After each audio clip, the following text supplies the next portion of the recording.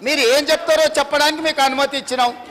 అది చెప్పకుండా వివాదాలు చేసి ఏదో ఒకటి మాట్లాడితే మీరు సభలో నుంచి బయటికి పంపిస్తే అబ్బా బతుకురా జీవుడా అని తప్పించుకొని పారిపోదామని ఇట్లాంటి ప్రయత్నాలు చేస్తున్నారు అధ్యక్ష.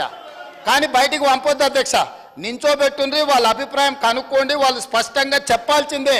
తెలంగాణ ప్రజల ముందల వాళ్ళని నించోబెట్టుండి అధ్యక్ష. చీకటి ఒప్పందాలతోని తెలంగాణకు అన్యాయం జరుగుతుంటే సభలో ఇంత ప్రధానమైన అంశం మీద చర్చ జరుగుతున్నప్పుడు ఇది తీర్మానమా, ఇది చర్చనా? స్పష్టంగా చర్చ అని నేను చెప్పిన అధ్యక్ష. కావాలంటే మీరు రికార్డులు తిరిగేసుకోండి, చర్చలో పాల్గొనండి. చర్చలో పాల్గొన్న తర్వాత ప్రభుత్వం వైపు నుంచి తీర్మానం ప్రవేశపెట్టాలని ఒకవేళ ప్రభుత్వం అనుకుంటే మీరందరూ సూచన చేస్తే ఈ చర్చను మీరు తీర్మానం కింద ఒకవేళ మలుద్దామా, మీరు యూఆర్ ఎట్ యువర్ ఫ్రీడమ్, మీరు సజెషన్ ఇవ్వండి. గవర్నమెంట్ ఓపెన్ మైండ్తో ఉంది, మీరు ఏమైనా సజెషన్ ఇస్తే తీసుకోవడానికి. అంతే తప్ప ఆయన మంత్రి చేయలే, ఈయన మా నాయన నాకేమో ఇట్లా ఉచితంగా కుర్చీలు ఇచ్చి చదువు రాకపోయినా తీసుకొచ్చి మంత్రులను చేయలే. మా నాయన చదువు రాకపోయినా సంధ్య లేకపోయినా మాకు మంత్రులను చేసి ఇంట్లో కూర్చోబెట్టలే. మేము కష్టపడి కింద నుంచి జిల్లా పరిషత్లో పనిచేసినాం, శాసన మండలిలో పనిచేసినాం, శాసనసభ్యుడిగా పనిచేసినాం, పార్లమెంటు సభ్యుడిగా పనిచేసినాం, ఈరోజు ముఖ్యమంత్రిగా పనిచేస్తున్నాం అధ్యక్ష. ఇదంతా స్వయం కృషితోని కష్టపడి తెలుసుకొని అవగాహన కల్పించుకొని సభలకు వచ్చినాం అధ్యక్ష. అయ్య పేరు తాత పేరు చెప్పుకొని ఇందులోకి రాలేదు. కాబట్టి దయచేసి వివాదాల వైపు చర్చ వద్దు, వివాదాల వైపు చర్చ వద్దు. మీరు ఈ చర్చలో పాల్గొనండి, ఈ చర్చలో పాల్గొని మీ అభిప్రాయం చెప్పండి.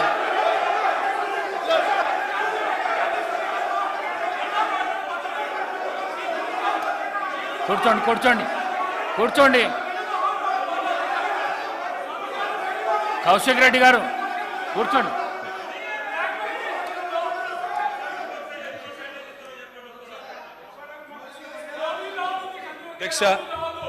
అధ్యక్ష ముఖ్యమంత్రి గారికి ఒక నిమిషం. ముఖ్యమంత్రి గారికి అధ్యక్ష మీ నాయకుడు మాట్లాడుతున్నాడు జరా. అధ్యక్ష ఎవరు మాట్లాడినా హౌస్ ఆర్డర్లో మీరే పెట్టాలి అధ్యక్ష. వాళ్ళని కూడా కంట్రోల్ చేయాలి, మీరు మమ్మల్నే కాదు. పెడతలేరు సార్. అధ్యక్ష ముఖ్యమంత్రి గారికి సహనము సంయమనము ఓపిక ఉండాలి అధ్యక్ష. మాటి మాటికి ఓపిక కోల్పోయి ఈ రన్నింగ్ కామెంటరీ అవసరం అధ్యక్ష. అధ్యక్ష నేను కూడా అనొచ్చు అధ్యక్ష, పేమెంట్ కోటాలో ముఖ్యమంత్రి పదవి కొట్టేసిన నేను కూడా అనొచ్చు. మాట్లాడడం మేము కూడా మాట్లాడతాం. అయ్యల పేర్లు చెప్పి పదవులు అంటే రాహుల్ గాంధీని అంటుండా, రాజీవ్ గాంధీని అంటుండా నాకు తెలియదు అధ్యక్ష. ఎవరిని అంటుండ అధ్యక్ష? ఆయన ఎవరి గురించి మాట్లాడుతున్నాడు? ఇప్పుడు చాలా నేను గౌరవ సీనియర్ శాసనసభ్యులు ప్రభుత్వంలో అనేక సంవత్సరాలు పనిచేసిన కేటీఆర్ గారిని కోరుతా ఉన్నాం. చాలా ఇది మేము ఆక్షేపించేది లేదు. ఈరోజు వారు మాట్లాడిన మాటలు తప్పకుండా వెనక్కి తీసుకోవాల్సిందే.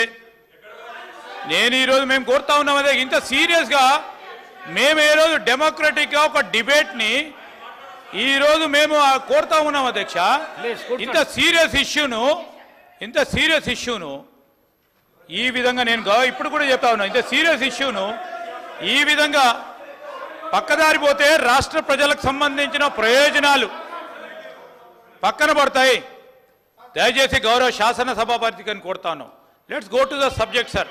అదర్వైజ్ వి విల్ సార్, ఎవరికైతే ఇంట్రెస్ట్ లేదో మా రెజల్యూషన్ మూవ్ చేస్తారు, రెజల్యూషన్ పూర్తి స్థాయిలో మూవ్ చేస్తారు.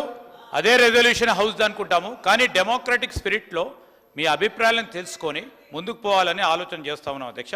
దయచేసి గౌరవ సభ్యులను కూడా కోరుతా ఉన్నాము, let's go on to the subject please.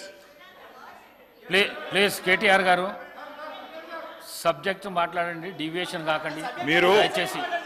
దయచేసి స్పీకర్ సార్ దయచేసి ప్లీజ్. మీరు మా ఒక్కరికి నీతులు చెప్తే కుదరదు సార్, అటు కూడా చెప్పాలి. అక్కడ కూడా సభానాయకుడు కూడా అయ్యల పేర్లు చెప్పుకొని మేనేజ్మెంట్ కోటాలని సభానాయకుడు మాట్లాడొచ్చా?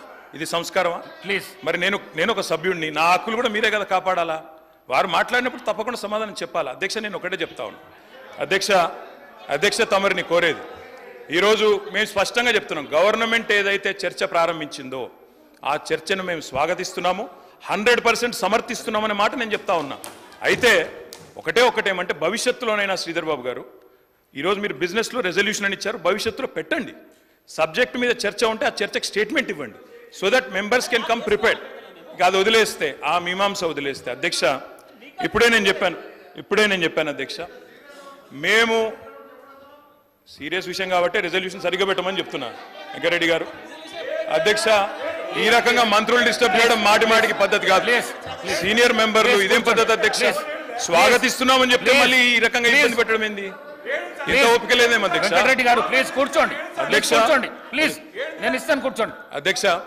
అధ్యక్ష మేము క్లియర్ గా చెప్పేది, మేము అధ్యక్ష అధికార పక్షంలో ఉన్నా, ప్రతిపక్షంలో ఉన్నా, ఏ పక్షంలో ఉన్నా మేము తెలంగాణ ప్రజల పక్షం అధ్యక్ష. మేము ఈరోజు ఈ కాంగ్రెస్ పార్టీ ప్రవేశపెట్టిన, కాంగ్రెస్ ప్రభుత్వం ప్రవేశపెట్టిన ఈ చర్చను ఎందుకు సమర్థిస్తున్నాము, ఎందుకు స్వాగతిస్తున్నామంటే తప్పకుండా రాష్ట్ర విశాల ప్రయోజనాల దృష్ట్యా, రాజకీయ ప్రయోజనాల కంటే కూడా రాష్ట్ర ప్రయోజనాలు ముఖ్యం కాబట్టి, తప్పకుండా రాష్ట్రంలోని ప్రజలకు న్యాయం జరగాలి కాబట్టి, నిన్న కేంద్ర బడ్జెట్లో అన్యాయం జరిగింది కాబట్టి తప్పకుండా ప్రభుత్వం ఈరోజు ఏదైతే చర్చను పెట్టిందో దాన్ని మేము సంపూర్ణంగా స్వాగతిస్తున్నామన్న మాట మళ్ళొకసారి చెప్తా ఉన్నా అధ్యక్ష. ఇప్పటిదాకా శ్రీధర్ బాబు గారు మాట్లాడిన మాట అక్కడ మేము 10 సంవత్సరాల నుండి మేము చెప్పింది అదే అధ్యక్ష, కొత్తదేమీ లేదు. అయితే వారు చెప్పిన దానిలో ఒకటి ఏమన్నారు అధ్యక్ష, వారు తెలంగాణ అన్న పదమే నిన్న బడ్జెట్ స్పీచ్లో వినబడలేదు అన్నారు. వాస్తవం, మీరు చెప్పేది కరెక్ట్ శ్రీధర్ బాబు గారు. ఎందుకు వినబడలేదు అధ్యక్ష? ఆనాడు ఉమ్మడి ఆంధ్రప్రదేశ్లో ఇదే శాసనసభలో తెలంగాణ అన్న పదం నిషేధించారు. ఈరోజు అధ్యక్ష పార్లమెంట్లో తెలంగాణ అన్న పదం లేదు అంటే దానికి కారణం ఒక్కటే అధ్యక్ష, అక్కడ బీఆర్ఎస్ లేకపోవడమే కారణం తప్ప ఇంకోటి కానే కాదు.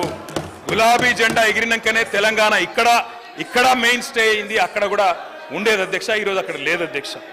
కేంద్ర బడ్జెట్ చూసినాక ఇలా తెలంగాణ ప్రజలు ఏమనుకుంటున్నారంటే అధ్యక్ష, చాలా స్పష్టంగా లెక్కలు తప్పినాయి అధ్యక్ష. వివేక్ లెక్కలు తప్పినాయి అధ్యక్ష. 8+8 మామూలు గణితం అయితే 16 అధ్యక్ష.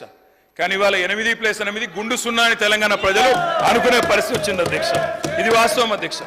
ఎందుకంటే తెలంగాణ గడ్డ మీద పుట్టిన ప్రతి బిడ్డకు కలిగిన భావన నిన్న కేంద్ర ప్రభుత్వ బడ్జెట్ చూసినాక ఈ 10 సంవత్సరాలు ఏదైతే అన్యాయం జరిగిందో అదే అన్యాయం కొనసాగింపుగా ముందుకు పోతా ఉంది అధ్యక్ష. కాకపోతే హాస్యాస్పదం ఏమంటే మమ్మల్ని ఒక మాట అన్నారు అధ్యక్ష. ఏమన్నారు ముఖ్యమంత్రి గారు? ఏమన్నారు అధ్యక్ష? కేసీఆర్ గారు అనవసరంగా పంచాయతీ పెట్టుకున్నారు, ముఖ్యమంత్రిగా కేంద్ర ప్రభుత్వంతో పంచాయతీ పెట్టి కెలికి పంచాయతీలు పెట్టుకొని అనవసర బేసిజానికి వేయండి కాబట్టే 10 ఏళ్లలో ఏం కాలేదు, నేను అందుకే సఖ్యతతో ఉంటా అన్నారు. ఏమన్నారు అధ్యక్ష వారు?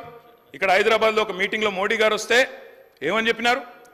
మాది కేంద్ర ప్రభుత్వంతో ఇప్పటి నుంచి బంధాలు, అనుబంధాలు, సత్సంబంధాలు ఉంటాయి.